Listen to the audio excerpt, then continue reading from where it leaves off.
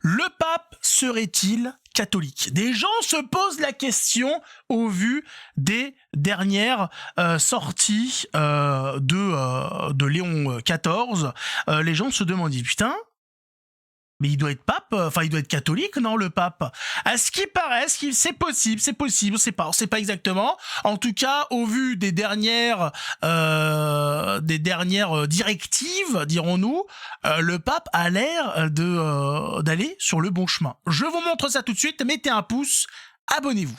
Qu'est-ce qui s'est passé? Alors déjà, nous avons le pape qui a exprimé sa préoccupation face à la violence politique et a assuré prier pour le défunt Charlie Kirk, ainsi que pour son épouse et leurs 2 enfants. C'est une prise de position qui va diviser, puisque vous le savez, les gauchistes ont une haine viscérale à l'encontre, une haine démoniaque, pourrions-nous dire, à l'encontre donc de certaines personnes. Charlie Kirk en faisait partie. Il y a des gens qui se sont réjouis de la mort de ce père de famille qui n'avait jamais tué personne, qui avait comme seul hobby, comme seul travail de dialoguer avec les gens avec lesquels il n'était pas d'accord, ou de donner la parole à ceux qui n'étaient pas d'accord avec lui. C'était ça, il allait de campus en campus, etc., de ville en ville pour discuter. Son truc, c'était de faire des débats filmés. Les gens avaient 10 minutes pour s'exprimer avec lui, pour échanger avec lui. Et voilà. Malheureusement, Charlie Kirk avait, la mauvaise habitude de gagner ses débats. Il avait la mauvaise habitude d'avoir des bons arguments pour défendre ses idées. Et donc, au bout d'un moment, quand tu ne peux pas vaincre, au niveau du logo, ton adversaire, simplement, tu lui mets une bastos. C'est ce qui s'est passé. Quand vous n'avez pas les moyens, quand vous n'avez sur le terrain du sport, le terrain du débat, vous n'arrivez pas à vaincre votre adversaire, la seule chose qui vous reste à faire quand vous êtes un enculé fini, c'est de le tuer, c'est de le faire disparaître. Quand vous voulez absolument gagner un débat, si vous n'y arrivez pas sur le terrain de la logique, sur le terrain du verbe, il ne reste plus que la mort. C'est comme ça, vous savez, c'est comme ça, on le sait, depuis Cain et Abel, ça a été le début du bordel. Enfin, le début, non, ça a été la suite du bordel logique. Et donc, nous avons le pape qui a pris position et qui a dit qu'il allait prier pour Charlie Kirk, mort en martyr. Je pense qu'il y a eu des demandes, d'ailleurs, de la part d'évêques américains pour qu'il soit canonisé. Il va falloir faire donc les démarches pour voir si c'est possible. Vous savez que c'est suite à différents événements, des miracles, etc., que ça fonctionne. Même si depuis Jean-Paul II, ça a été modifié, ça vaut plus grand-chose, malheureusement. Même ça a été chamboulé par la modernité. Ils ont changé le processus pour vérifier si quelqu'un était saint ou pas, s'il fallait le canoniser, etc., béatifier, qu'est-ce que vous voulez que je vous dise? Mais en tout cas, Charlie Kirk, qui était en chemin pour devenir catholique, s'est fait tuer pour ses idées. Un homme qui a défendu la vie du commencement jusqu'à la fin. C'était un homme qui était contre l'avortement dans les positions de l'Église, c'est-à-dire pas d'avortement, quoi qu'il arrive, l'Église est claire là-dessus, l'avortement est interdit. Il n'y a aucune bonne raison de tuer un enfant, tout simplement. Et donc parmi d'autres positions, bien évidemment, Charlie Kirk avait de très bonnes idées, il faut le dire. C'était un homme qui pensait bien. Peut-être pas sur 100% des sujets, en tout cas sur une bonne partie des sujets, il était très bon, et malheureusement ça lui a coûté sa vie. C'est comme ça que ça fonctionne face au camp du mal, vous le savez, face à ce camp représentant de l'ennemi, de l'ange déchu. Ils ne peuvent en arriver que là. Ils se sont retrouvés face à un homme qui sauvait beaucoup trop de gens. Il y a énormément il avait influencé toute une génération. Il y avait des milliers, mais c'était des centaines de milliers de jeunes qui étaient à l'écouter. Le gars, il était charismatique, incroyable, gentil, complaisant. Il avait une sympathie à l'encontre de ses adversaires. Il discutait volontiers avec eux. ça les empêchait, ça empêchait pas de leur mettre des bonnes PLS. Hein. Donc bon, ces positions du pape font plaisir. Alors il y a pas que ça, hein, parce que le pape il a dit oh quand même on va, hein, non on va montrer qu'il y a des choses qui se passent. Le pape a annoncé qu'il n'y aurait aucune réforme sur les femmes et les fidèles LGBT. C'est bien de le préciser, même si normalement il y aurait même pas de précision à faire, puisque de toute façon l'Église ne peut pas changer ce qui a été institué.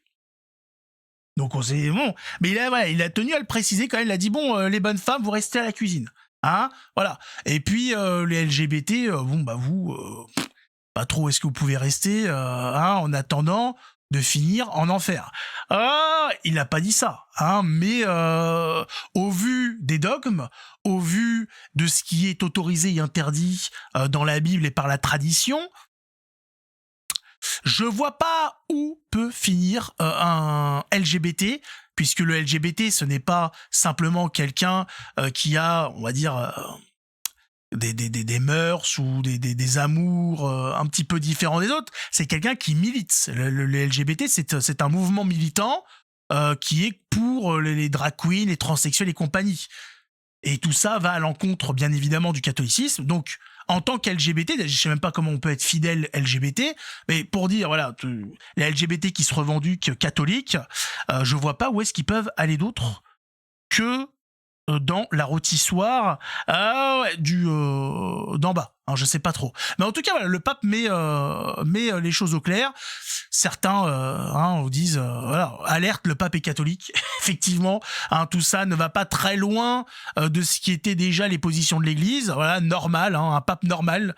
Oui, c'est voilà, il y a rien. Hein. Alors, il y a Justine qui dit faux et archi faux. Alors, elle, pourquoi elle nous dit ça? Pourquoi Justine s'offusque?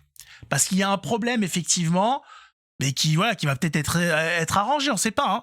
Et il nous dit voilà, le pape maintient fiducia supplicans qui autorise les bénédictions de couples de même sexe. C'est déjà une sacrée réforme puisque le cardinal Sarah proposait d'oublier ce document. Alors il faut effectivement que ce document ne soit pas oublié, qu'il soit supprimé, mais le problème c'est que la suppression de ce document, avouer que ce document est une erreur, c'est ensuite poser une question. Ça ramène à une autre question. Le pape qui a mis son tampon sur ce document,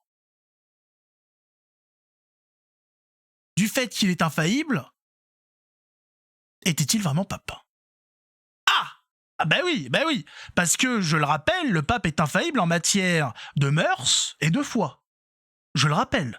Hein, et les bénédictions homosexuelles, c'est les mœurs.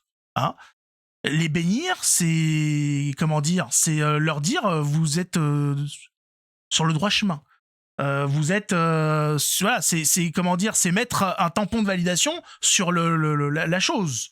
Hein, sur l'homosexualité. Or, l'homosexualité, je le rappelle, s'il faut le rappeler, est condamnée par l'Église catholique. Je sais pas ce qu'ils font les autres, les protestants, tout ça. L'Église catholique, en tout cas, c'est clair là-dessus, c'est interdit. Je rappelle qu'il y a une norme, il y a une nature qui est mise par Dieu, il y a quelque chose, il y a un ordre, une logique qui est mise en place par Dieu, il faut la respecter. Hein, voilà, on va pas commencer à couper des arbres avec des pioches, on va pas commencer à piocher avec des haches. Voilà, chaque outil a sa fonction. L'homme a sa fonction, la femme a sa fonction, il y a une complémentarité, je le rappelle, et il faut s'unir en plus pour ne faire plus qu'un. Un homme devient totalement un homme à partir du moment où il se marie qu'une femme. Et une femme devient totalement une femme à partir du moment où elle se marie avec un homme. C'est là où nous devenons, voilà, nous reproduisons le schéma de la Trinité, avec l'homme, la femme, l'enfant.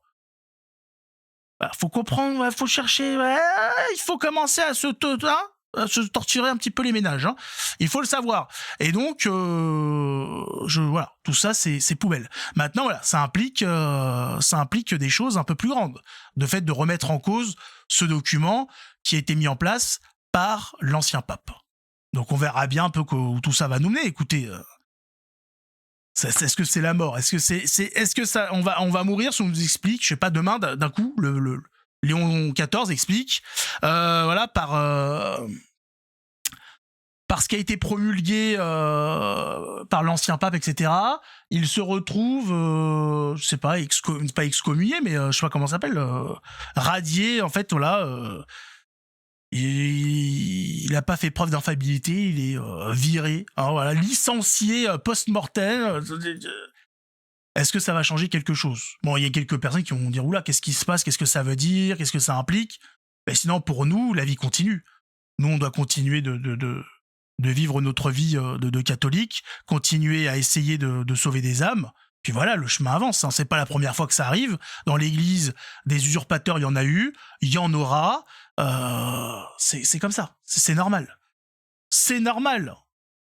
La persécution est notre quotidien. Chacun à son niveau, bien évidemment. En tout cas, mettez un pouce, abonnez-vous. On se retrouve dans une prochaine vidéo.